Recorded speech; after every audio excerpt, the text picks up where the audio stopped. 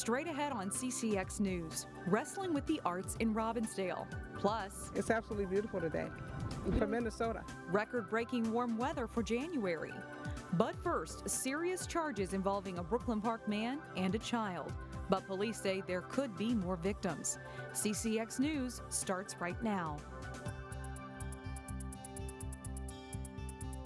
Hello, everyone, and thanks for joining us. A school bus driver from Brooklyn Park has been charged with multiple counts of criminal sexual conduct. The cases date back to the early 2000s. Eric Nelson joins us now with more on this story. Eric?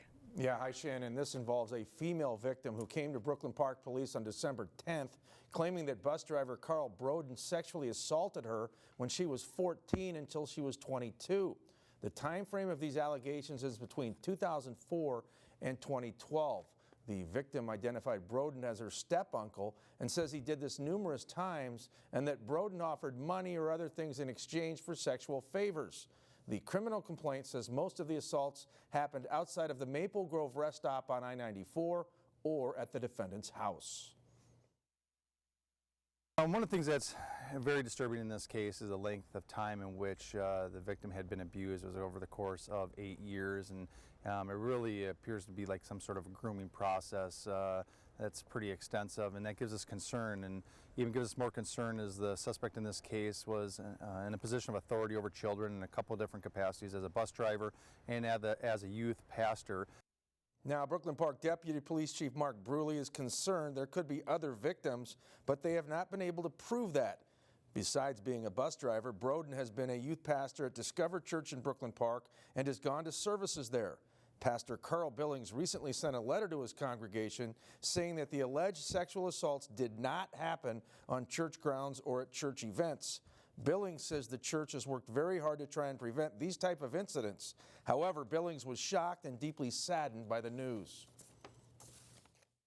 My prayer and hope is first that the truth will come out and that the victims, whoever they might be, or victim, whoever they might be, will receive healing and support, period. Pastor Billings says he never saw any inappropriate behavior from Broden.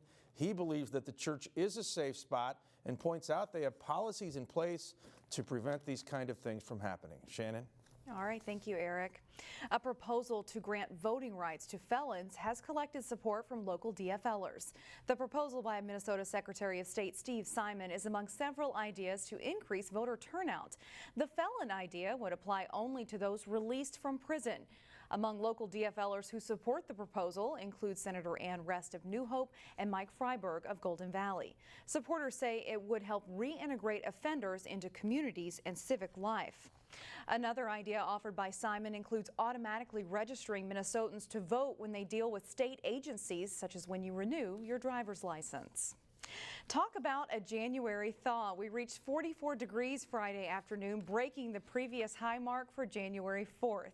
Reporter Sonia Goins shows us how some people around the northwest suburbs are celebrating our unusually warmer weather. Spring in Minnesota today. The calendar says it's January 4th, but you would never know it by all the melting and sunshine. The above average temperatures have some folks loving our Minnesota winters. That's why I'm glad I'm here, because actually it was freezing in Phoenix a couple days ago. They had a below freezing temperature, so why do we need to go to Arizona? I'll just stay here. Walking around Crystal Lake in Robbinsdale was a lot easier and more enjoyable, says one resident. It's just much nicer when you don't have to put all the extra layers on. In Brooklyn Center, we caught up with a lot of folks who say they don't mind running errands when it's this warm outside. Some folks also ditched their winter gear. Feels really nice. I had intention, no heavy coat today, light coat. You can go out with your kids, the dog, sledding. It works. After days of cloudy skies, the bright sunshine seemed to lift everyone's spirit. It's just like we like it in about March, so I hope it lasts. Now, the warm weather isn't all good news. Brooklyn Park crews are fighting Mother Nature to keep this outdoor rink open. And right now, Mother Nature is winning. Take a look at this. In some spots, there's barely any ice left. We do have a sledding hill there, so if the ice isn't good, as long as the snow's there, we still have another activity going. Sonia Goins, CCX News. The Brooklyn Park Community Activity Center's indoor ice arenas are open, and no matter what the weather brings the next couple of days, they will be. The weather isn't the only thing breaking a few records. Gas prices are also at their lowest point in 2 years. Some stations around the Twin Cities, including several in New Hope, are selling a gallon of gas for under $2. And some stations have been at that price point since before Christmas. AAA says gas prices have dropped more than 50 cents since Memorial Day. The current state average is $2.09 a gallon. Big changes are on the way for the Perpich Center for Arts Education, aimed at luring more students from Greater Minnesota to the Golden Valley High School. Our governing board, along with our executive director, voted during the December board meeting to eradicate dorm fees for any student that lives over 20 miles away and wouldn't be able to otherwise attend without access to the dorm. The eradication of dorm fees at Perpich would begin in the fall. For the impacted students, it would mean an annual savings of $3,600. Enrollment this year at Perpich is at 116 students. The hope is to get that number closer to 200 students with this investment. Perpich did not receive any additional money to waive the dorm fees. Instead, the executive board plans to make changes to the current budget. We'll make decisions, about what we do and what we don't do, what we buy, what we don't buy. I mean, out of a $7 million budget, there is room to move. And frankly, this decision cost about 1/10 of 1% of our budget. Currently, 30% of Perpich students come from Greater Minnesota. The deadline for students to apply is February 1st. Still ahead on CCX News, a man in Brooklyn Park got national attention for doing CPR to save a squirrel last year. But did you know there are classes for performing CPR on your pet? We'll have that story next. Plus, it's a top 10 matchup in boys basketball as Hopkins takes on Champlin Park. But first, this warm January continues. Expect highs above 30s all the way into next week. Becoming CPR certified is something most of us might have considered doing, but have you ever thought of becoming Pet CPR certified? Reporter Meredith Hackler shows us how being Pet CPR certified could save the life of your four-legged friend. We want to make sure that the airway is clear and that there's nothing stuck behind the tongue. Pulling out the tongue also opens the airway more, allowing those mouth to nose breaths to get in all the way. Emergencies can happen in the blink of an eye, not only for humans, but for our furry friends as well. I did this on my own dog in August of this year when she collapsed in my front room.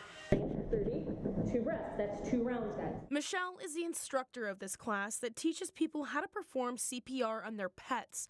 She knows firsthand how useful of a tool this training can be because she had to perform CPR on her own dog. It was absolutely terrifying to try to recall everything I've done in clinical practice and apply it in my own living room in my pajamas. It was successful. She's still with us today. Along with CPR training, attendees also learn first aid for animals and how to transport them in an emergency situation. Pets are like family. They're really important to people. I like to speak for those who cannot speak for themselves. And I just think it's something that, we should provide. It's just the best care that we can. Midwest Animal Rescue has been in the community for 10 years. They offer classes like this to give back to the community they serve. We like to give back to the community. Public education is a huge one for us. Responsible dog ownership is one of our big passions here as being a rescue. So we want to make sure everybody's prepared in case of an emergency. The class is popular among pet owners as well as those who work with pets professionally. A lot of people don't realize that you can do CPR in pets. And when a pet goes into cardiac arrest, you need to know what to do. It's not something you can really look at a phone, although a phone can guide you through the steps beforehand. So I think what's really important is for people to be prepared for when things go wrong. Most of all, veterinary professionals hope they can educate as many people as possible by offering this life-saving training. In Brooklyn Park, Meredith Hackler, CCX News. The next Pet CPR class will be on January 5th, and for information on where to sign up, you can go to our website, ccxmedia.org. Still ahead, what do you get when you combine wrestling and art? We'll go to a Robbinsdale art gallery to find out. But first, rivals Osseo and Park Center go head-to-head on the wrestling mat. John Jacobson is in with that story and more up next.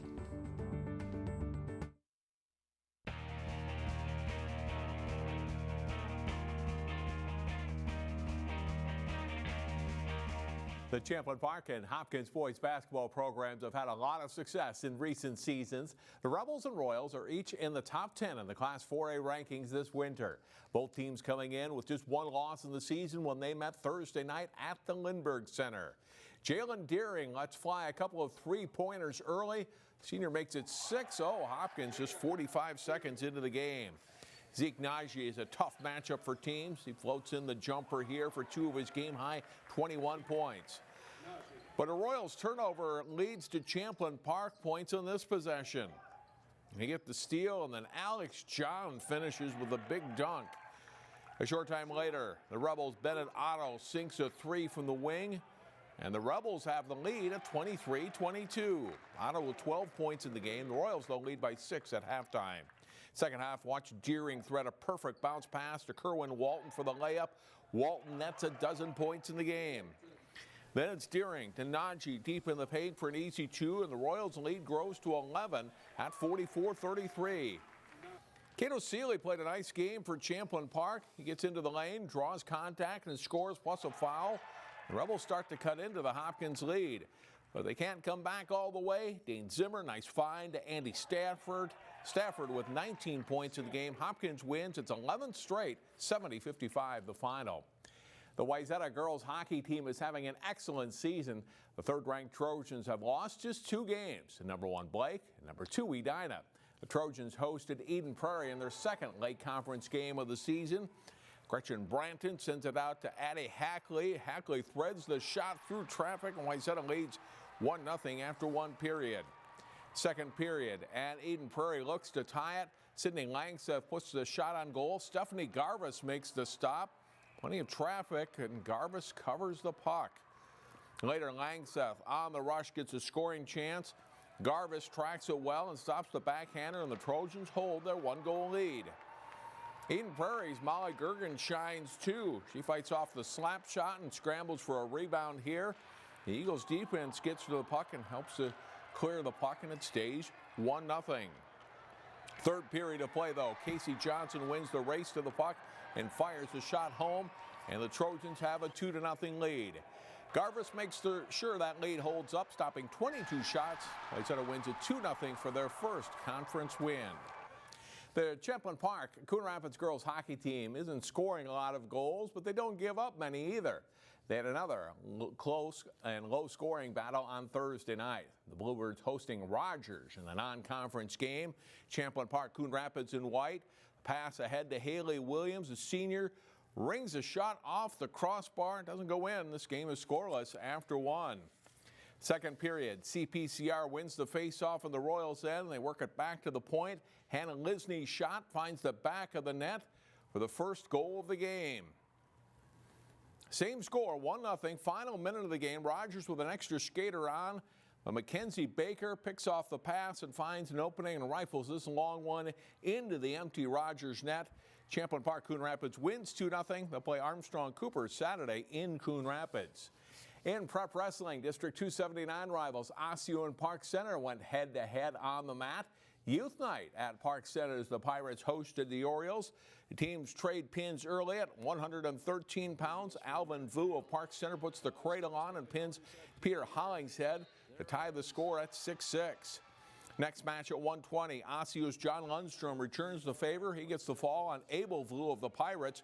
The Pirates and Osseo goes back in front 12-6. It's an exciting match at 138 pounds. Ismael Conte of Park Center gets a late takedown and near fall to edge Thomas Cornell 11-8. That ties the match at 15-all. But it's mostly Osseo from there. Jack Cornell gets the pin over Jonathan Oyadokin in the 145-pound match. The Orioles grab the lead for good at 21-15. Osseo's Jacob Meisers ranked 6th in the state at 182. He gets the pin here against Balahan Oyachundi. Osseo rolls to a 55-18 win. They face Maple Grove next week. More wrestling live tonight, Friday on CCX as Maple Grove meets Totino Grace. And one other note, Park Center hosts the big MGGO8 gymnastics meet Saturday, featuring many of the state's best high school teams, including Champlin Park and Maple Grove from our area. That meet starts at 11 a.m. Saturday at Park Center High School. That's all for sports. Shannon, back to you. All right, thanks, John. We're talking wrestling too, wrestling with the arts in Robbinsdale. That story when we come back.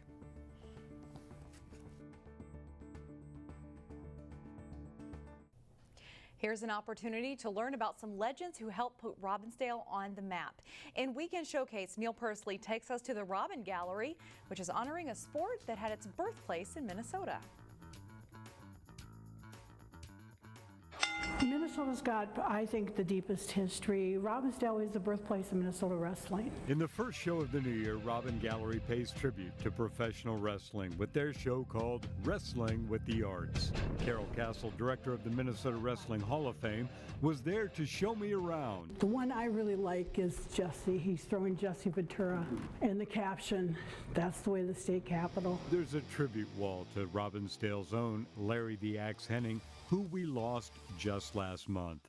There's also a tribute space for another Minnesota wrestling icon, Mean Gene Okerlund, who died this past week.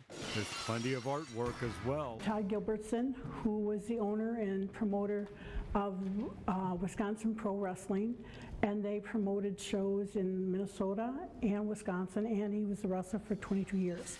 Larry the Axe Henning's granddaughter, Kennedy Strain, is a graphic design artist and has several of her pieces exhibited, and Joe Klander has several of his drawings, all wrestling themed, on display. This wall is Joe Klander's, and this picture up here is Larry. Then we have Jerry Lynn, Dr. X.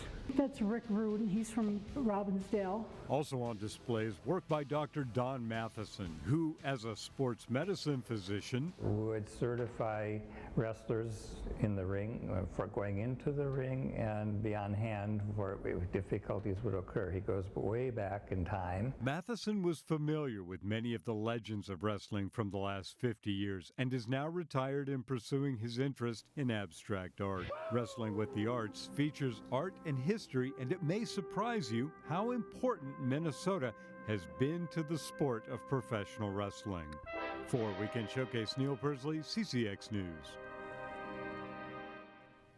There is a grand opening for Wrestling with the Arts at the Robin Gallery this Saturday from 9 until 2, where several of the artists will also be on hand. The exhibit at the Robin Gallery runs through January 22nd. And that's all the time we have for now. Have a great weekend. We will see you right back here again tomorrow with a new show starting at noon.